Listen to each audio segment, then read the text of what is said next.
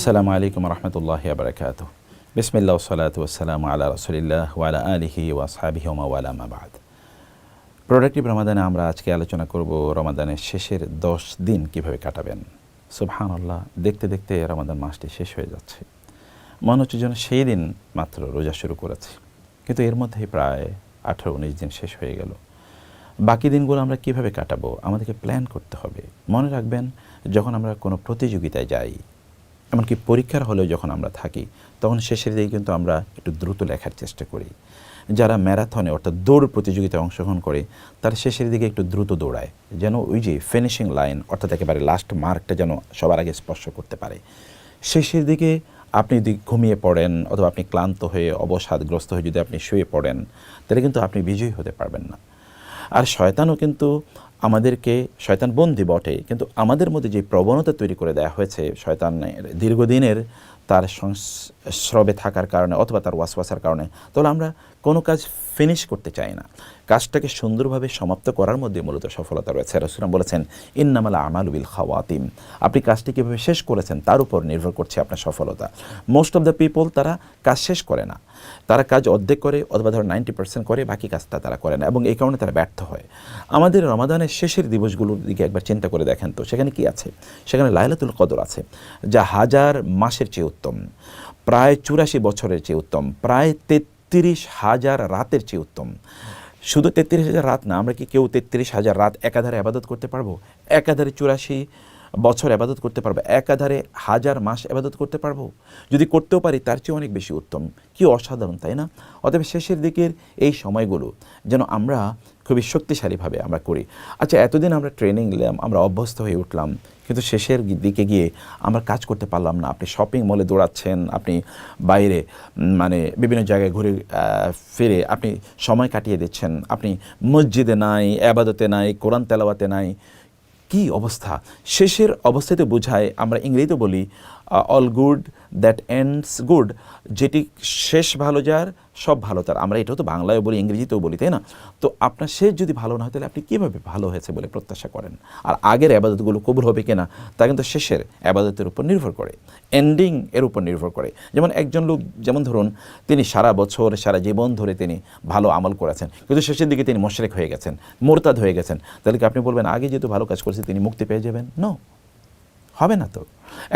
কোন একজন ছাত্র সারা বছর তিনি ক্লাস করেছেন, কিন্তু পরীক্ষা হলে গিয়ে নকল করেছেন। একদম বলা হবে যেহেতু সে ক্লাস করেছে, তাহলে নকল করলে কোনো সমস্যা নেই, ঠিক আছে, তাকে আমরা ফার্স্ট বানিয়ে দিই অথবা তাকে পাস করিয়ে দিই। নো, তাকে এক্সপেল করা হবে, তাই না?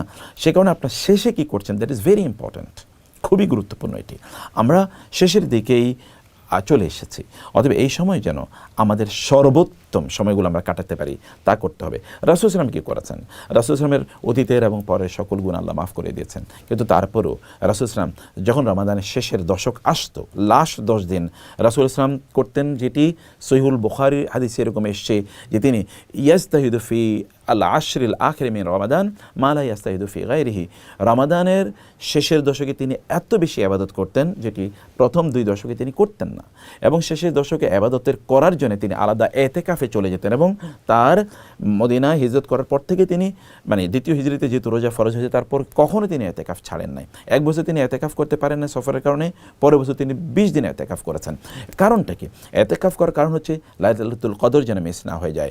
এতেকাফ করার কারণ হচ্ছে শেষের 10 রাতে যেন তিনি কেবল ইবাদতের মাধ্যমে কাটাতে পারেন। এই কারণে সহিহুল বুখারী হাদিসে এসে যখন ইজা দাখালা আলাইহিল আশরুল আখির মিন রমাদান, রমাদানের শেষের দশক যখন আসতো, তখন রাসূল কী করতেন? তখন তিনি সারা রাত তিনি জেগে থাকতেন, নিজে আহিয়া লাইলাহু ওয়া আইকাযা আহলাহু ওয়াজাদ্দা ওয়াশাদ্দাল মিজার। হাদিস শেষে রাসূল সারা রাত তিনি ইবাদত করতেন, তার পরিবার পরিজনকে তিনি জাগিয়ে তুলতেন, তারাও যেন ইবাদত করে। তিনি কোমর বেঁধে নামতেন এবং তার সর্বোত্তম চেষ্টা তিনি চালাতেন ইবাদত করার জন্য। এই হাদিসের ব্যাখ্যায় সালফে সালিহিন তারা বলেছেন, ইমাম নববী সহ তারা বলেছেন, এর মানে হচ্ছে রাসূল সাল্লাল্লাহু আলাইহি ওয়াসাল্লাম শেষের দশকে তার স্ত্রীর সাথে দেখা পর্যন্ত করতেন, কারণ এতেকাফে থাকতেন। এবং অথচ স্ত্রীর সাথে দেখা করা, তাদের সাথে কথাবার্তা বলা, তাদের সাথে এমনকি স্বামী স্ত্রীর সুলভ আচরণ করে, এগুলো সবই পারমিসেবল রাতের বেলা, কিন্তু সেগুলো তিনি করতেন না। এক্সক্লুসিভলি তিনি আল্লাহ তাআলাকে এই সময়গুলো দিতেন। এর যদি রাসূলের হয়, এমন তার অবস্থা যদি এমন হয় তাহলে আমাদের কেমন হওয়া উচিত? আমরা আপনাদেরকে বলবো যে এখনই যে কেনাকাটার কোনো বিষয় থাকে তাহলে দ্রুত এগুলো সেরে ফেলুন। রাতগুলো রমাদান শেষের দশকের রাত আল্লাহকে দেবেন যতদূর প্রয়োজনে। রাসূল কিন্তু অন্য দশকে সারা রাত জেগে থাকতেন না, কিন্তু শেষের দশকে সারা রাত জেগে থাকতেন। রাসূল ইসলাম এটা করলে আমাদের করণীয় কি? কেউ আমাদেরকে প্রশ্ন করতে পারে রাতের বেলা ইবাদত করবো কি?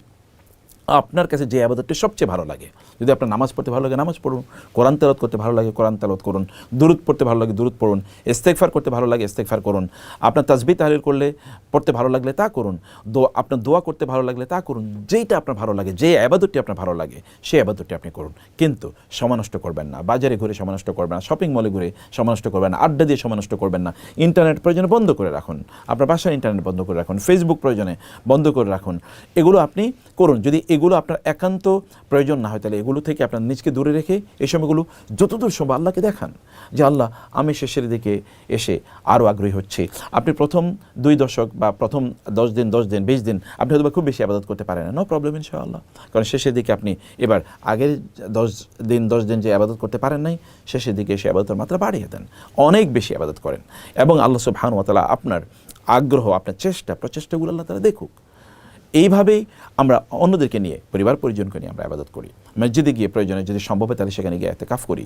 এর মাধ্যমে শেষের দশকটিকে আমরা যেন খুবই প্রাণবন্ত করে নিতে পারি, আমরা যেন আমাদের নিজেদেরকে জান্নাতের উপযুক্ত করে আমরা তৈরি করে নিতে পারি এবং আমাদের নিজেদেরকে যেন এমন একটা রুটিনের মধ্যে আমরা নিয়ে আসতে পারি যেটি আমাদের বাকি 11টি মাস আমাদের মধ্যে ক্রিয়াশীল থাকবে, আমাদের মধ্যে অ্যাক্টিভ থাকবে। রমাদানের এই শেষের দশকটি আমরা লাইলাতুল কদর যেন মিস না হয় এবং ইবাদত যেন মিস না হয়, পুরস্কার যেন মিস না হয়, জান্নাত যেন মিস না হয়, আল্লাহর পক্ষ থেকে আল্লাহর সাথে সাক্ষাৎ যেন আমাদের মিস না হয়ে যায়। রমাদানের শেষের দশক যেন আমাদের জীবনের মোস্ট প্রোডাক্টিভ হয়, আমরা যেন আল্লাহকে ফিল করতে পারি, ইবাদতে যেন আমরা মজা পেতে পারি, ঈমান যেন রিনিউ করতে পারি, কোরআনের সাথে যেন সম্পর্ক আমাদের বাড়ে, ইস্তেগফার যেন আমাদের চরিত্রের অংশ হয়ে যায়, জিকির যেন আমাদের কথাবার্তার অংশ হয়ে যায়, খারাপ কাজ থেকে যেন আমরা দূরে থাকা আমাদের অভ্যাসে পরিণত হয়, ভালো কাজ করা যেন এটা আমাদের আদতে পরিণত হয়। এভাবে আমরা রমাদানের শেষের দশকটা খুবই গোছানোভাবে, পরিপাটিভাবে, উত্তমভাবে ইবাদতের মাধ্যমে মানবিক, নৈতিক, মোরাল এবং আমরা ধার্মিক অর্থাৎ চূড়ান্ত পর্যায়ে যেন দিনদারি তাকওয়ার চূড়ান্ত পর্যায়ে যেন কাটাতে পারি। আল্লাহ তাআলা আমাদেরকে সেই তৌফিক দান করুন। আল্লাহুম্মা আমিন। ওয়াসসালামু আলাইকুম ওয়া রাহমাতুল্লাহি ওয়া বারাকাতুহু।